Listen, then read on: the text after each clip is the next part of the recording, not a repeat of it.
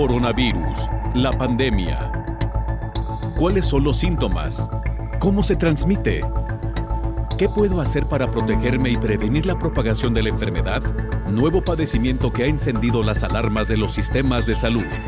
Coronavirus, la pandemia. ¿Qué tal? ¿Cómo le va? Bienvenido a este programa especial de Coronavirus, la pandemia. Le agradecemos este reencuentro y recuento también semanal que llevamos hasta usted a través de las cámaras y micrófonos de Canal 44, la señal de todos, por una producción de la Universidad de Guadalajara, y que usted nos puede ver también en México y América Latina gracias a la señal de las televisoras públicas que por más de 2 años ya se han sumado a este programa. Justo recordábamos esta semana y en días pasados la llegada de los primeros casos de COVID-19 a México y el surgimiento también de este programa casi de manera inmediata. Estamos cumpliendo ya poco más de 2 años al aire y bueno, decirle también, adelantarle que este mes serán nuestras últimas emisiones. Nos retiramos de este programa con mucha satisfacción y con mucho agradecimiento, además con usted que se ha mantenido fiel como audiencia. Como usted sabe, esta pandemia poco a poco está dejando ya de registrar estos casos tan preocupantes a nivel mundial. No ha terminado. Hay que decir también que hay algunos rebrotes importantes a los que debemos de dar seguimiento, como en el caso de China, pero creo que hemos aprendido también mucho a lo largo de este tiempo y esperemos que hoy su manejo y control sea mucho más rápido y eficiente. Así que bueno, sin mayores preámbulos, vamos con nuestra compañera Isaura López Villalobos para que nos ponga en contexto sobre el programa que hoy tenemos preparado para usted.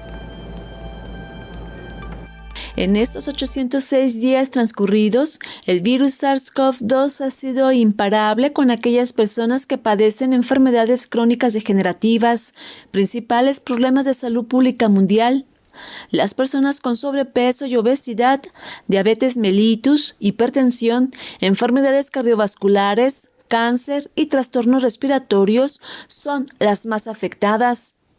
La COVID-19, aunque en estas fechas es baja su incidencia, sigue dando muestras de que estos pacientes, de no estar controlados y de seguir las medidas para prevenir contagios, serán los más afectados. Los antecedentes epidemiológicos desde antes de diciembre de 2019 ya advertían que, ante cualquier surgimiento de virus, bacterias u hongos, el riesgo de enfermar de forma grave es más alto. De acuerdo con estudios publicados en el primer periodo de la pandemia, la Organización Panamericana de la Salud advertía que en China, 3 de cada 10 personas con cáncer que se contagió con coronavirus perdió la vida. Las personas con diabetes tienen 2 veces mayor probabilidad de contraer una enfermedad severa o morir. En América Latina el peligro de contagio sigue siendo alto. 1 de 4 personas tiene el riesgo de contraer una enfermedad severa y la mortalidad por SARS-CoV-2 es elevada por presentar una enfermedad crónica degenerativa. Algunas naciones dieron cuenta en estos casi 27 meses que más del 80% de su población requirió cuidados intensivos ante la severidad de COVID-19 y un porcentaje alto perdió la vida. La COVID-19 es una enfermedad infectocontagiosa viral emergente con elevada mortalidad y con ello ha contribuido a elevar la mortalidad por las enfermedades crónicas no transmisibles en corto tiempo y colapsado los sistemas sanitarios del mundo. Las investigaciones médicas señalan que una vez que el virus penetra por las vías aéreas superiores con síntomas leves o sin síntomas, al parecer sigue varios trayectos, dirigiéndose a los pulmones, hacia el tracto digestivo, una combinación de ambos y a otros órganos. Desde el 2020 a la fecha, el trayecto de la pandemia COVID-19 sigue demostrando la fragilidad en la prevención, atención y la falta de acciones integrales en el Sistema Mundial de Salud. Aunque la cifra de contagios y muertes a nivel mundial muestran una baja, los expertos advierten que no hay que bajar la guardia ante los nuevos casos que se registran en algunos países de Asia y Europa. Principalmente, hay que analizar lo que sucede en cada región del mundo. Esto contribuirá a que los sistemas de salud analicen con mayor precisión si es recomendable en estos momentos disminuir las medidas sanitarias y, sobre todo, prevenir más complicaciones a las personas con enfermedades crónicas degenerativas. Informó Isaura López Villalobos. Nuestra compañera Elizabeth Ortiz nos hace un recuento de lo que ha sido esta pandemia en cuanto a número de muertes. Lamentablemente, estas podrían rebasar por mucho las cifras oficiales. El mundo registra más de 6 millones de víctimas mortales por COVID, pero hay otra cifra que también se mide en salud en casos de catástrofes o en pandemias: el exceso de mortalidad, que toma en cuenta todas las pérdidas humanas por todas las causas. Un estudio publicado en la revista The Lancet, coordinado por el Instituto de Métricas y Evaluaciones Sanitarias de la Universidad de Washington, señala que es posible que este exceso de mortalidad es de 18.2 millones de muertos en todo el mundo, 3 veces la cifra oficial. Por país, el número de muertes en exceso fueron en India, con 4.1 millones, Estados Unidos, 1.1 millones, Rusia, 1.1 millones, México, 798,000 personas y Brasil, 792,000.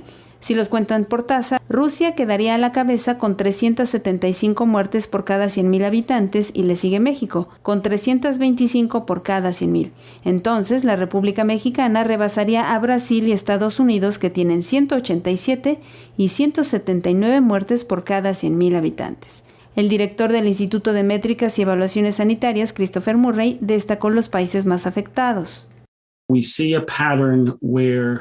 Vemos un patrón donde los países con la mayor cantidad de muertes son India y luego Estados Unidos y la Federación Rusa. Otros lugares con una gran cantidad de muertes incluyen Brasil, México y ahora Indonesia. Y esa es una combinación de gran tamaño de población, pero también de la naturaleza global de la muerte por COVID. Los investigadores del instituto construyeron un modelo estadístico que predijo la tasa de exceso de mortalidad donde no se disponía de datos de mortalidad por todas las causas, informó Elizabeth Ortiz. Aunque, como se lo decíamos al inicio de este espacio, después de 2 años, la pandemia parece que comienza a ceder terreno. No hay que bajar la guardia todavía. China está reportando nuevos casos preocupantes de COVID-19.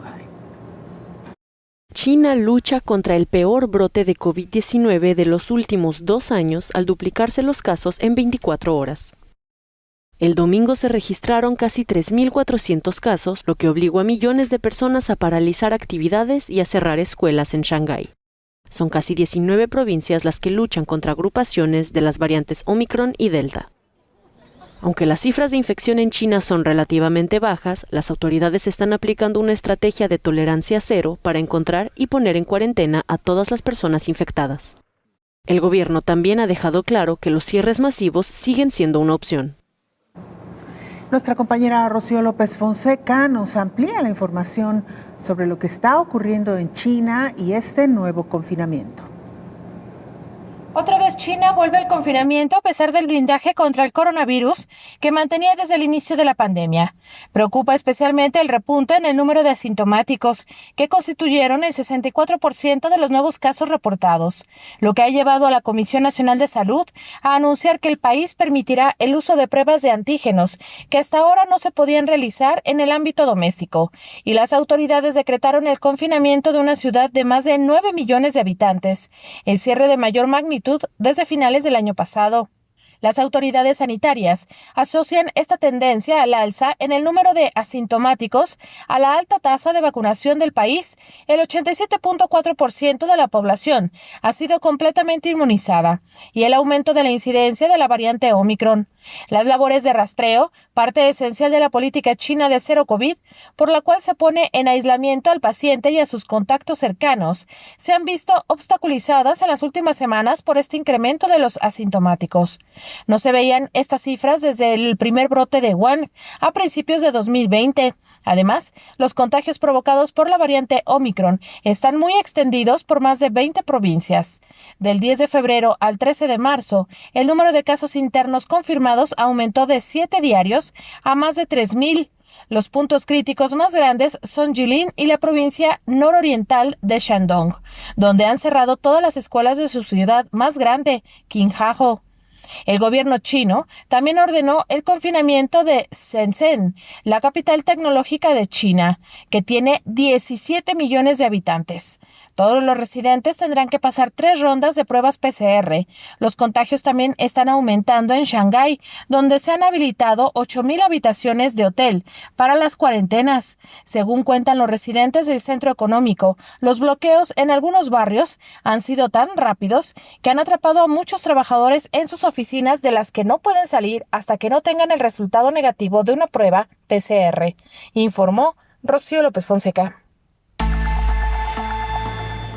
Se trata de una nueva ola de contagios provocada por esta variante Omicron y que, como escuchábamos ya, pues mantiene a China y a otros países de Asia Oriental en medio de esta curva global de contagios semanales de coronavirus, que está volviendo a subir tras 5 semanas de descenso, según lo muestra el informe epidemiológico publicado por la Organización Mundial de la Salud. Un comportamiento desigual porque mientras los casos comienzan a subir en Asia, México acumula 7 semanas a la baja. El subsecretario de Prevención y Promoción de la Salud, Hugo López-Gatell, informó que México lleva 7 semanas de descenso en los casos de COVID. Es una tendencia sostenida. En cada país la epidemia depende también de lo que ocurre en otros países.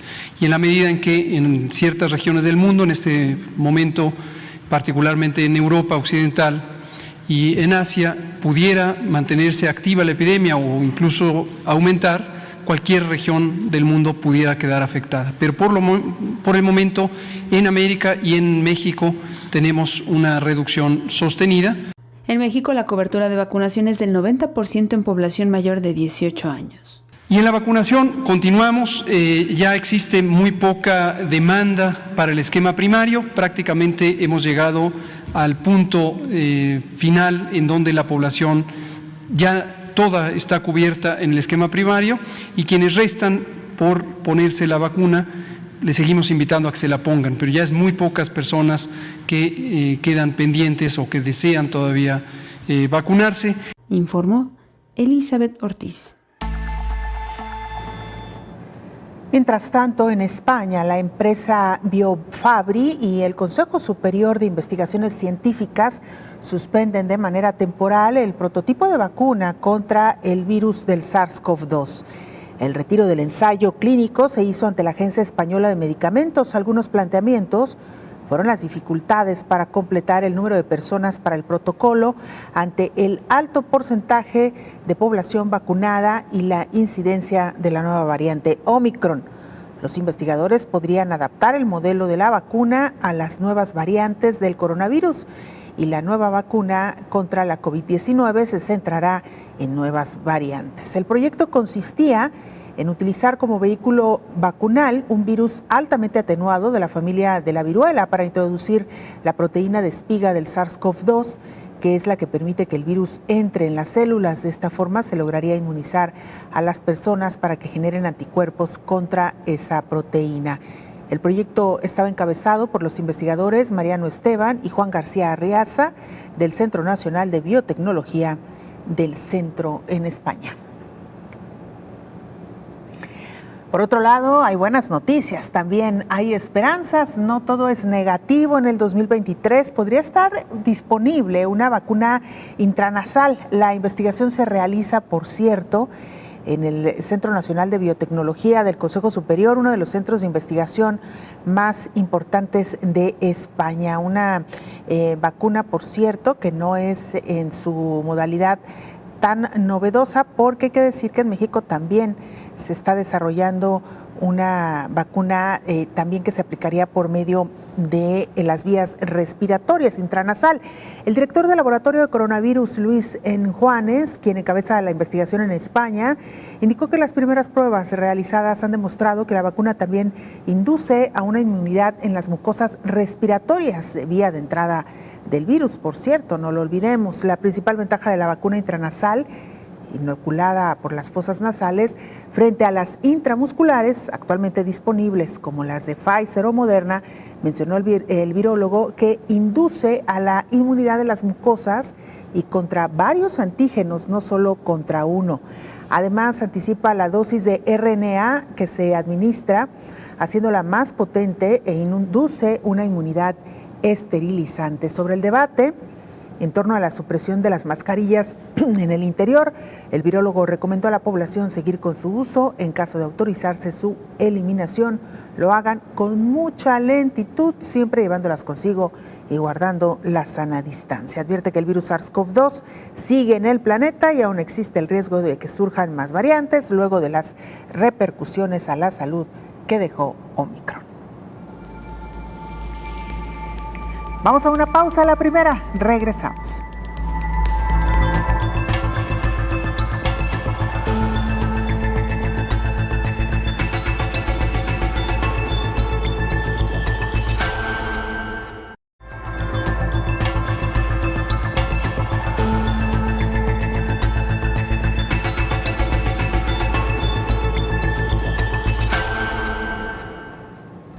Estamos de regreso en este programa especial de coronavirus de la pandemia. Le recordamos las formas de hacer contacto, @Canal 44 TV en Twitter y Facebook. Nos pueden mandar mensajes también a través de WhatsApp al 33 22 42 06 90 en estos que son nuestras últimas emisiones de este programa que se mantuvo al aire gracias a usted por poco más de 2 años.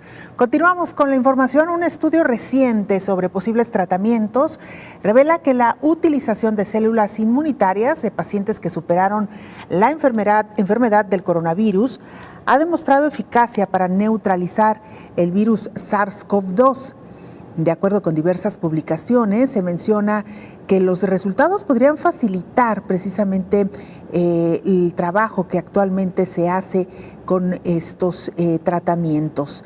De acuerdo a diversas publicaciones, estos resultados podrían también facilitar el tratamiento de otras patologías infecciosas.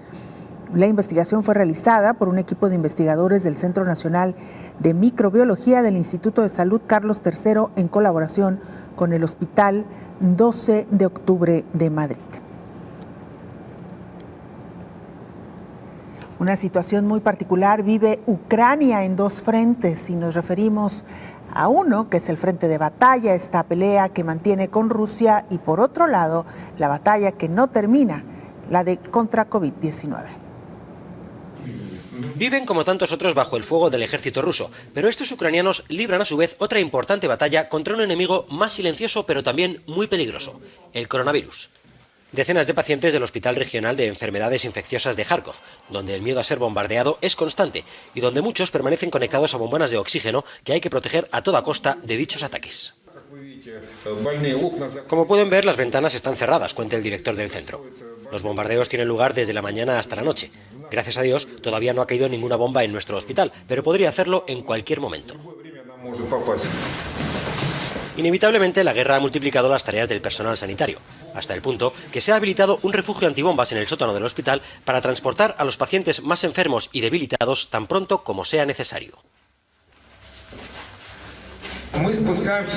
Bajamos aquí varias veces al día. La mayoría de las veces es por la noche, pero si suenan las sirenas antiaéreas y oímos los bombardeos, también lo hacemos durante el día. Los problemas de transporte causados por la guerra están afectando al trabajo de gran parte del personal sanitario, por lo que algunos trabajadores se han instalado en los sótanos del hospital. Hay mucha gente que no puede llegar hasta aquí a trabajar, así que intentamos arreglárnoslas con el personal que tenemos. Los que han podido venir se quedan aquí, confiesa otra de las directivas del centro. El número de contagios diarios por COVID-19 en Ucrania alcanzó su máximo histórico a mediados de febrero, cuando se llegó a los 40.000 casos diarios. Más adelante comenzó a descender y entonces estalló la guerra. Desde ese día, la pandemia ha pasado a un segundo plano. Es que a pesar de ello, COVID-19 no da tregua. La Organización Mundial de la Salud está preocupada también por los masivos desplazamientos que ha provocado esta guerra entre Rusia y Ucrania, desplazamientos que también pueden provocar el incremento en el número de casos en otras regiones. Es la guerra y la COVID ha pasado para muchos a segundo plano. Los miles de refugiados ucranianos que cruzan a diario la frontera hacia Polonia no llevan mascarillas ni tienen obligación de presentar ningún certificado de vacunación. La Organización Mundial de la Salud ha expresado su preocupación por la probable expansión del coronavirus entre una población poco inmunizada. Obviamente la COVID en este cruce fronterizo de Medica no es una prioridad, explica el jefe de la misión de búsqueda y rescate. No es una prioridad para nosotros ni para los refugiados que llegan. Nos encontramos sobre todo con hipotermia en niños pequeños y tratamos casos urgentes para que puedan continuar su periplo. Polonia es el país por el que han pasado la mayor parte de los 2,5 millones de ucranianos que la ONU estima han huido. En mi opinión, la COVID era una verdadera enfermedad, pero después de que empezara la guerra en Ucrania, la COVID ha desaparecido, porque la guerra es un problema más global y peor para la humanidad.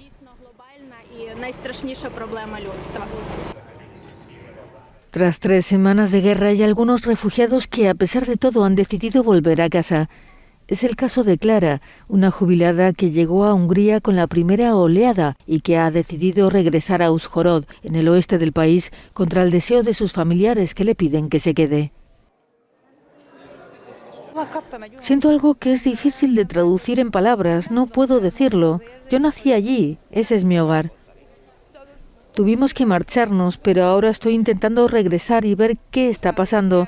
Mis hijos no querían que volviera, pero estoy decidida. Estoy segura de que Putin no me estará esperando con flores. Hungría, con 10 millones de habitantes, es el segundo país receptor de refugiados. Ha acogido por el momento a más de 235.000. Otros países, sin embargo, han entrado en un claro descenso de esta pandemia, lo que les ha permitido levantar algunas restricciones. En Irlanda celebran hoy el Día de San Patricio, ya casi de manera normal. El Festival de San Patricio, patrón de Irlanda, ha regresado a los pueblos y ciudades de la Isla Esmeralda por primera vez desde el comienzo de la pandemia en marzo de 2020. La atención está puesta sobre el icónico desfile de Dublín, desde donde también se manda un guiño de solidaridad con Ucrania. Como es tradición, encabezará la marcha una personalidad. Este año el actor estadounidense de origen irlandés John C. Reilly, quien ha prometido mucho crack, que en gaélico significa diversión o fiesta.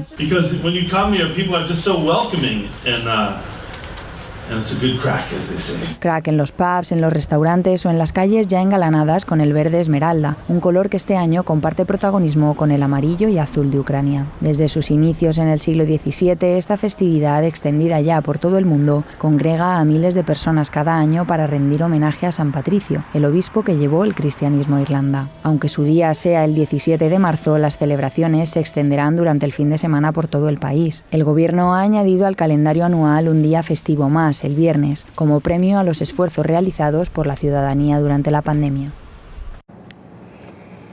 COVID-19 se convierte en una enfermedad endémica y esto requerirá un programa de control integral para reducir infecciones y la muerte, aunque todavía no se oficializa el que COVID ya es una enfermedad endémica. Algunos expertos consideran que esto es lo que ocurrirá probablemente próximamente. El director ejecutivo del Programa de Emergencias Sanitarias de la Organización Mundial de la Salud, Michael Ryan, señaló que el hecho de que la COVID se convierta en una enfermedad endémica no quiere decir que sea bueno. Endémico significa que el virus está presente y se transmite a niveles más bajos, generalmente con alguna forma de transmisión estacional o aumentos que son estacionales o brotes, además de una situación endémica. Esto es muy clásico para muchas enfermedades infecciosas, pero recuerden que el VIH endémico, la tuberculosis endémica y la malaria endémica matan a miles de personas en este planeta cada año, así que por favor no equiparen lo endémico con lo bueno. Con esto en mente, no hay que minimizar la siguiente etapa. Las enfermedades endémicas requieren fuertes programas de control para reducir las infecciones, para reducir el sufrimiento. Entonces, simplemente cambiar de pandemia a endemia no cambia el desafío que enfrentamos. Mientras tanto, Eric Topol, director de Scripps Research Transnational Institute, advirtió que la información de Our Worrying Data sugieren que la próxima ola en Europa ha comenzado, informó Elizabeth Ortiz. Saludamos en esta mesa de trabajo al infectólogo Héctor Raúl Pérez Gómez. Doctor, bienvenido. ¿Cómo le va? Gracias, Belén. Buen día, qué gusto saludarte. Igualmente le he venido diciendo a nuestro auditorio, doctor, que estamos ya en nuestros últimos programas, tristemente para nosotros, pero bueno, entendemos que también afortunadamente esta pandemia comienza a dar visos de ir en declive, aunque por ahí hay todavía algunos focos encendidos. Pero bueno, pues este programa está cumpliendo y ha cumplido con su propósito. Efectivamente, Belén. Y de alguna manera, como bien lo señalas, el que la pandemia esté cediendo y en la mayor parte del mundo la incidencia de la enfermedad esté a la baja, da pauta para que un programa como este, pueda dejar de transmitirse, aunque a nosotros nos da tristeza por la muy grata experiencia que ha sido estar en este espacio, ¿no? Han sido 2 años muy intensos, doctor, y sí ha sido un programa, en lo personal, que he tenido la oportunidad de estar en espacios de diferente tipo. Este sin duda es el que más ha tocado la parte emocional, ¿no? Porque de verdad que nos ha pegado a todos. Y bueno, también el hecho de que hemos aprendido de la mano de ustedes, doctor, muchísimo, y creo que esto deberá servirnos para el futuro. Hemos aprendido mutuamente, Belén. Sí. Todos hemos aprendido de esta enfermedad, los profesionales de la salud y toda la sociedad. Y nos debe dejar muchas enseñanzas esta enfermedad y esta pandemia. Creo que la mayor de las enseñanzas ha sido la necesidad de solidaridad entre todos, de que en momentos tan duros que ha vivido la humanidad, el factor fundamental para resolver es la unión. Definitivamente. La solidaridad, la ayuda mutua. Claro.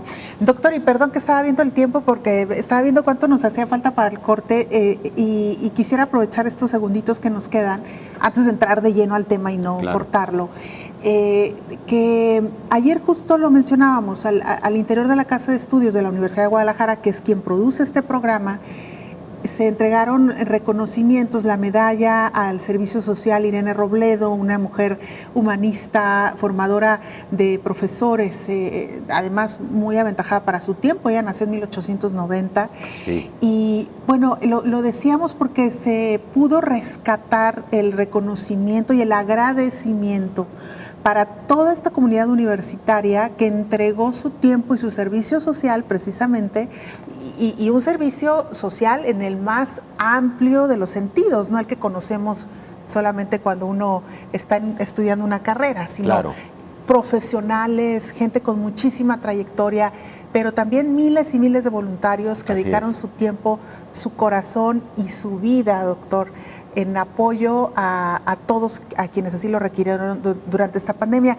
Y creo que esto también es parte y digno de lo de reconocer a lo largo de este tiempo, doctor. Definitivamente, Belén, el de la Universidad de Guadalajara, que hoy destacas tú en este comentario, es el ejemplo de también lo que ha sido en muchas partes del mundo el reconocimiento para las personas que a través de su trabajo voluntario han hecho posible el control de la pandemia, quienes han ofrendado incluso la vida cuidando a los demás. Muchos profesionales de la salud han perdido la vida en esta pandemia de COVID-19 y en muchos momentos la han perdido precisamente enfrentando en la ayuda y en la atención a pacientes con COVID-19.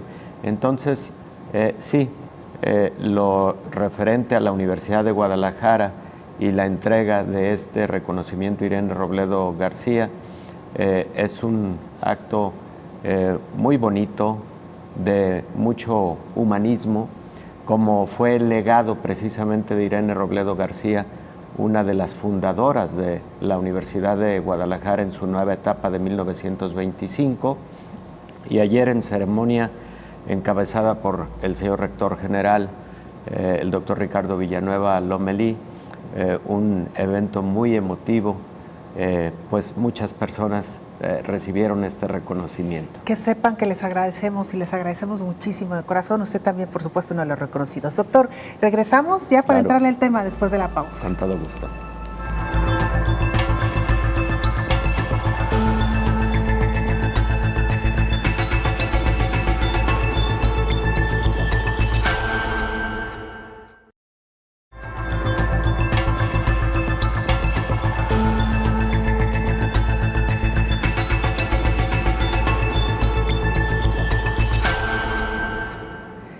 Estamos de regreso en nuestro programa especial de coronavirus, la pandemia, entrándole ya al tema que hoy nos ocupa, enfermedades crónico-degenerativas y COVID-19.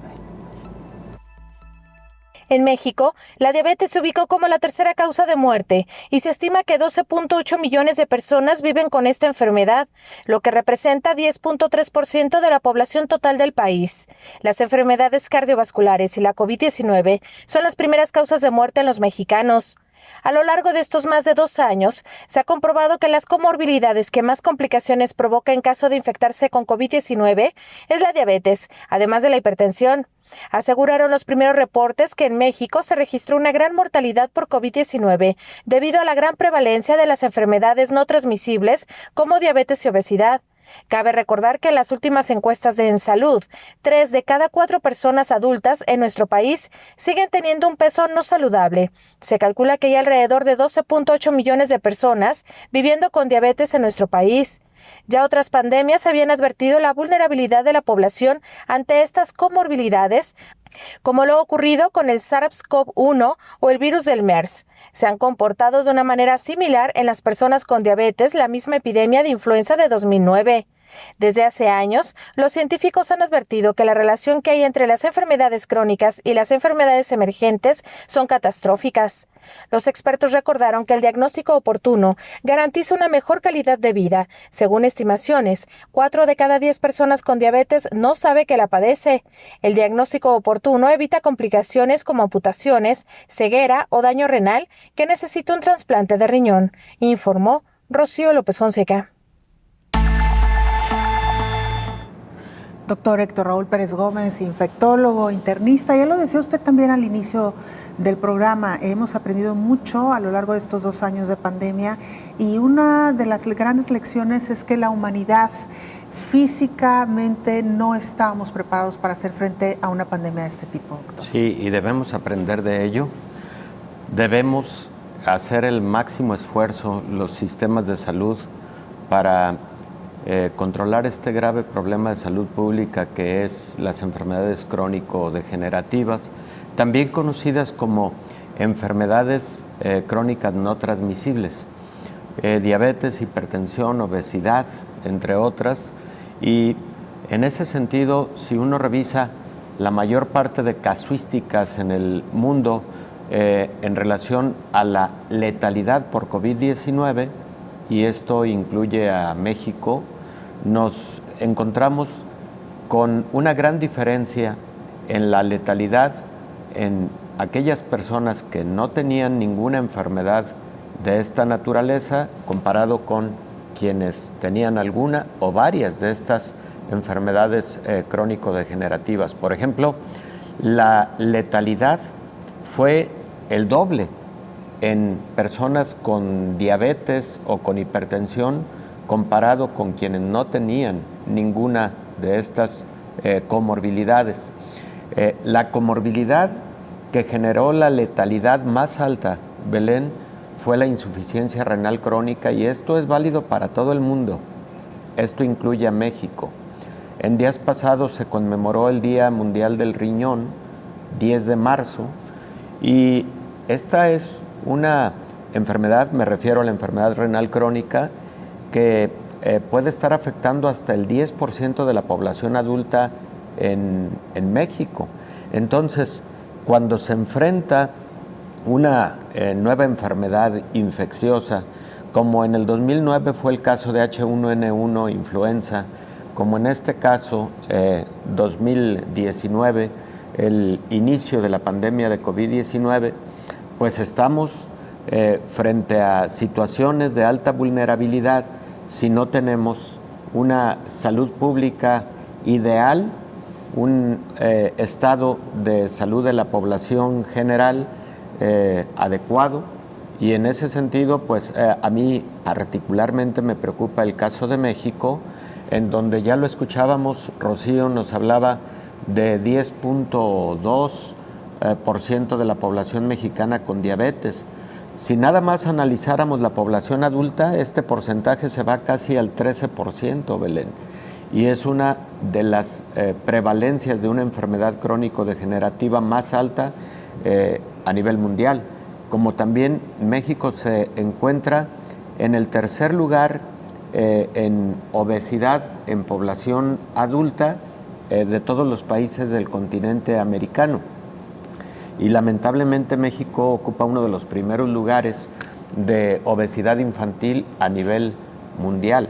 Entonces, debemos ya hacer una serie de estrategias para lograr controlar estas enfermedades crónico-degenerativas, estilos de vida saludable, que lo hemos dicho hasta el cansancio, y también el siguiente reto, a partir de que la pandemia de COVID-19 se convierta en una enfermedad endémica, se convierta en una enfermedad estacional, vienen retos enseguida, y uno de ellos es precisamente el que los sistemas de salud vuelvan a brindar la atención óptima a las enfermedades crónico-degenerativas que de alguna manera pasaron probablemente a un segundo plano porque COVID-19 se había convertido en la alta prioridad durante estos 2 años. Claro, y fue uno de los primeros datos que se obtuvo de esta pandemia. Yo recuerdo, doctor, en las etapas muy tempranas se identificó que precisamente el virus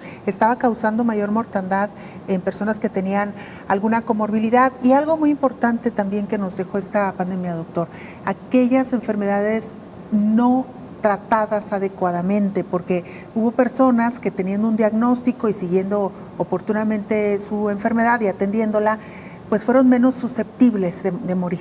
Sí, definitivamente es radicalmente distinto a alguien que tiene buen control de una diabetes diagnosticada hace 2, 3 o 5 años a quien nunca ha llevado un adecuado control de la enfermedad, ¿no? La letalidad asociada a enfermedades infecciosas es muy diferente en uno y otro grupo. Doctor, ¿y cómo se ha comportado actualmente en estos casos? Es decir, en su experiencia en consultorio, ¿la gente realmente ha tomado más conciencia de su estado general de salud y entonces se ha podido actuar de manera más oportuna? Yo creo que sí, también esa es otra de las grandes enseñanzas que ha dejado COVID-19. La sociedad ha aprendido que tener una comorbilidad de esta naturaleza le pone en mayor riesgo, y yo creo que sí le han brindado más atención a controlar esa hipertensión, esa diabetes, cuidado con la obesidad, porque aquí tenemos una serie de estudios en donde se demuestra que posiblemente hubo incremento en el peso corporal en un alto porcentaje de la población durante esta pandemia de COVID-19, posiblemente por los tiempos de aislamiento, posiblemente muchas personas incrementaron la ingesta de carbohidratos, posiblemente la ingesta de alcohol. Está demostrado que se incrementó durante estos 2 años de COVID-19. Y en ese sentido también creo que es una tarea pendiente que resolver, claro, la obesidad. Y ha sido muy difícil retomar los hábitos de ejercicio también, doctor. Sí. A mucha gente nos costó trabajo hacer nuestra actividad de ejercicio en casa, muchos acostumbrados a ir a los parques o ir a los gimnasios, estos estuvieron cerrados mucho tiempo, entonces retomar el ejercicio también nos está costando un poquito. Regresamos, doctor, claro con esto sí. y mucho más del tema, comorbilidades, enfermedades vinculadas, también cómo se enfrentan en esta pandemia de COVID-19.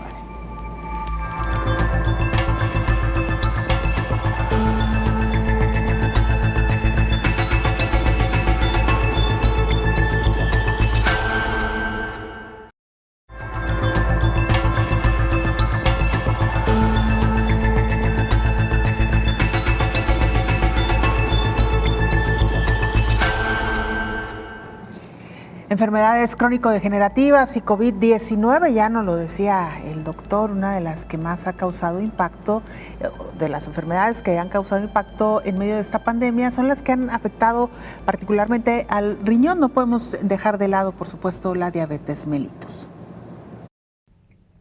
Ante la llegada de la COVID al mundo, las enfermedades crónicas se volvieron un grave problema, ya que las personas que más desarrollan complicaciones graves por la COVID son quienes viven con diabetes.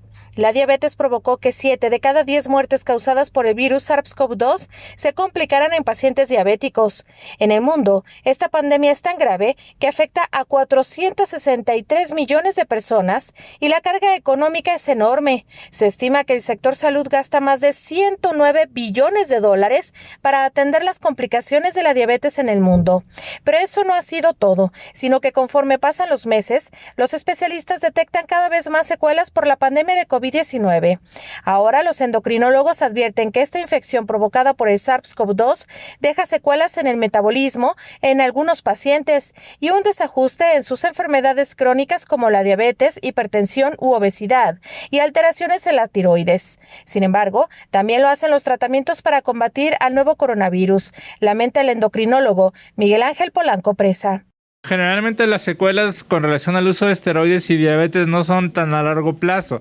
Sin embargo, el medicamento desafortunadamente o afortunadamente tiene muchos beneficios, pero también tiene efectos negativos sobre la glucosa. Entonces es común que los pacientes que viven con diabetes, cuando se les aplicaron esteroides, sus niveles de glucosa se dispararon y eso definitivamente no favoreció la recuperación de la enfermedad. Se estima que en México hay 19 millones de personas que viven con diabetes y 50% no lo sabe, lo que incrementa las complicaciones de la misma, como la insuficiencia renal, las amputaciones, ceguera, accidentes cerebrovasculares, infartos, entre muchas complicaciones más, informó Rocío López Fonseca. Bueno, la importancia, doctor Héctor Raúl Pérez Gómez, de vigilar nuestra condición y detectar a tiempo, porque lo comentábamos ahorita un poco fuera del aire, no solamente es el riesgo de padecer una enfermedad, sino que también lo decía la pieza de nuestra compañera, una enfermedad puede acarrear muchas más consecuencias, más enfermedades también crónico-degenerativas. Sí, la cascada de eventos patológicos es muy común. Por ejemplo, obesidad, que se puede luego acompañar de diabetes mellitus, de hipertensión. La diabetes mellitus y la hipertensión a largo plazo puede generar complicaciones al riñón, a los ojos, en general a los vasos sanguíneos, al corazón, al sistema nervioso central. Entonces esa serie de eventos están íntimamente relacionados y por ese motivo, Belén, cuando existe alguna de estas enfermedades detonantes, es fundamental su control, porque si no, luego sobrevendrá otra de ellas que hará más complicadas las cosas y que podrá generar mucha mayor vulnerabilidad de los pacientes a las propias enfermedades y además a otras que se pueden agregar, como el caso de infecciones. En general, las infecciones en personas con diabetes se comportan con mayor severidad. Muchas personas saben perfectamente que la infección en los tejidos blandos, sobre todo de las extremidades, los pies, por ejemplo, en pacientes con diabetes, se puede comportar con tal severidad que puede llevar incluso a amputación de una extremidad, por ejemplo. Situación que podría ser diferente si no existiera diabetes mellitus, ¿no? Claro. Y el trasfondo de los eventos patológicos en la diabetes, en la hipertensión, es el daño a los vasos sanguíneos. Y ese daño en los vasos sanguíneos es lo que lleva finalmente a esas complicaciones de largo plazo, como el caso de la insuficiencia renal, como el caso de la ceguera por retinopatía tanto diabética como hipertensiva. Entonces, hoy por hoy es más importante insistir con la población de que ante el mínimo indicio de una enfermedad de esta naturaleza, entrar a rápido control de la misma, pero yendo un poco más atrás y mucho mejor evitar llegar a esas enfermedades crónico-degenerativas si desde temprana edad se adoptan lo que conocemos como estilos de vida saludables, ¿no? Buena alimentación, una alimentación actividad rica, física. aunque suene eslogan, pero es tal cual, doctor, una dieta rica en vegetales, en frutas, en productos naturales, evitar, por supuesto, todos los alimentos procesados. Y doctor, precisamente yo quisiera escuchar de usted una recomendación para nuestra audiencia. Ahora, afortunadamente, es un poquito más sencillo acudir a un laboratorio e incluso los propios laboratorios tienen ya sus paquetes de estudios dirigidos a ciertas edades y a ciertos géneros también, ¿no? Es importante distinguir hombre de mujer para saber cuáles son los estudios que nos tenemos que realizar. Sin embargo, ¿usted qué diría, doctor? ¿A qué edad tenemos ya que empezar a adentrarnos en este tipo de estudios, de exámenes? Mira, idealmente todos los seres humanos por lo menos una vez al año debemos tener un completo reconocimiento médico, incluyendo exámenes de laboratorio generales. Todos los seres humanos, esto incluye a los niños. Y a partir de los, por ejemplo, 30 años de edad, es imprescindible tener esta disciplina. Tú has dicho algo muy interesante, Belén, que ha sido de ayuda porque puede facilitarle las cosas a la población. Hay laboratorios efectivamente que, teniendo en consideración lo que una persona de 30 años, de 40, de 60 años puede requerir para tener un monitoreo general de su estado de salud, tienen a manera de paquetes que son de gran utilidad porque además pueden ser costo-beneficio, pueden tener costos accesibles y eso ayudarle a la población. Por supuesto, lo ideal siempre es una consulta médica formal con una muy buena revisión clínica y a partir de ahí la definición de lo que un paciente determinado puede necesitar. Pero el otro modelo también es válido. Por ejemplo, saber qué cifras de glucosa manejo, saber qué cifras de colesterol manejo, saber si el funcionamiento hepático es óptimo de acuerdo a estos exámenes de laboratorio. Todo eso es de mucha utilidad. Y luego, por ejemplo, para el caso de las mujeres, frecuentemente esto incluye estudios de mamografía, por lo menos cada 2 años, lo cual es algo perfectamente aceptado a nivel internacional. Una radiografía de tórax, que siempre es de gran utilidad para este tipo de evaluaciones.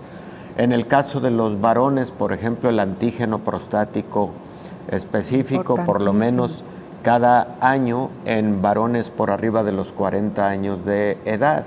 Entonces, todo esto se ha diseñado en base a lo que conocemos como medicina basada en evidencias, lo que una determinada persona, de acuerdo a su género, de acuerdo a su edad, puede requerir para tener un monitoreo de su estado de salud general. Y también, doctor, hemos aprendido a lo largo del tiempo que hay cuestiones a las que le hemos prestado menos atención. Por ejemplo, fue hasta que se dispararon o se conocieron los números de cáncer de mama, que estaba siendo ya algo muy frecuente en las mujeres, que empezó esta campaña de detección temprana. Me parece que hay otros órganos en mujeres y hombres que también tienen que estar muy monitoreados. Yo le diría, por ejemplo, tiroides, que es poco atendida y es origen de muchas otras enfermedades, doctor.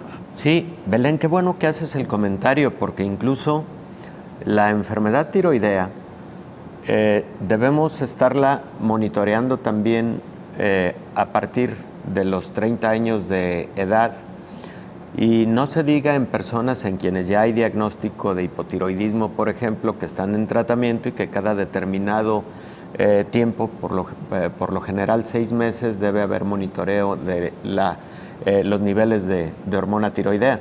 Pero tu comentario es muy pertinente en este momento, porque una de las enfermedades endocrinológicas que parecen haberse incrementado con motivo de COVID-19 es la enfermedad tiroidea. Hay hipótesis de que el virus posiblemente causa una inflamación de la glándula tiroides, una tiroiditis durante la fase más aguda de la enfermedad en algún porcentaje de los pacientes, que posteriormente puede llevarle a un estado de hipotiroidismo. Es probable que los endocrinólogos, teniendo pacientes con antecedente de COVID, vayan a estar viendo más casos de hipotiroidismo y tengan que brindarle ahí particular atención clínica a esa posibilidad. Qué interesante, doctor, porque esta enfermedad ha tocado varias bandas, ¿no? Lo hemos dicho en otras ocasiones, usted nos lo ha explicado, las secuelas que ha dejado también en el sistema neurológico, ni hablar de pulmones, corazón. En fin, que es una tarea que nos queda para largo tiempo, doctor, y que hoy, que en muchos lugares se están levantando ya las restricciones en medio de esta pandemia, no perder de vista que China tiene rebrotes y que el virus sigue presente, y que como tal, doctor, aun cuando se estén decretando el levantamiento de estas restricciones, por lo menos una medida debería todavía permanecer, que es el uso de cubrebocas. Definitivamente, para mí esto es fundamental. 2 son las grandes medidas que han ayudado a la contención de la pandemia de COVID-19. Una es el uso generalizado de cubrebocas y la otra, evidentemente, la vacunación. Entonces, Belén, si se flexibilizan algunas otras medidas, el uso de cubrebocas creo que por el momento no es buena idea y se tiene que hacer de forma muy gradual, probablemente primero en espacios abiertos, y en los espacios cerrados seguir pidiendo el uso de cubrebocas. Una cosa son las medidas y las políticas públicas, doctor, pero otro, lo mucho que podemos hacer desde lo individual. A eso. Aun cuando esta sea una medida política pública, mejor seguir usando la mascarilla. Doctor, muchísimas gracias. Gracias a ti, Belén. Nos vemos el próximo jueves, todavía, en nuestros últimos programas, así que usted síganos acompañando. Nos vemos, hasta pronto.